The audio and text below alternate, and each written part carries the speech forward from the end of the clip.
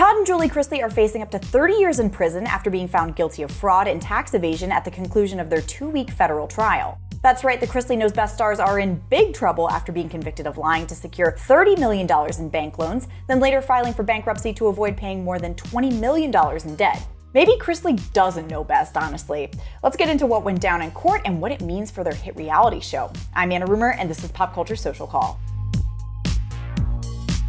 The USA stars were indicted by a federal grand jury in August 2019 for 12 counts of bank and wire fraud, tax evasion, and conspiracy, all of which they denied at the time. But a jury did not agree. They handed down a guilty verdict Tuesday for charges of conspiracy to commit bank fraud, conspiracy to defraud the United States, and tax fraud. And Julie was also convicted of wire fraud. You know who was also convicted? The reality star's former lawyer, Peter Tarantino, who was found guilty of conspiracy to defraud the United States and willfully filing false tax returns. As the Chrisleys await their sentencing, which hasn't been scheduled yet, their lawyer told People that they are disappointed in the verdict and plan to pursue an appeal. He added, "Julie and Todd are so grateful for the love and support shown by their family, friends, and fans. They both remain strong in their faith and will continue the fight until they are vindicated. They have their priorities in order and are currently concentrating on the welfare of their children and Todd's mother, Elizabeth Faye Chrisley."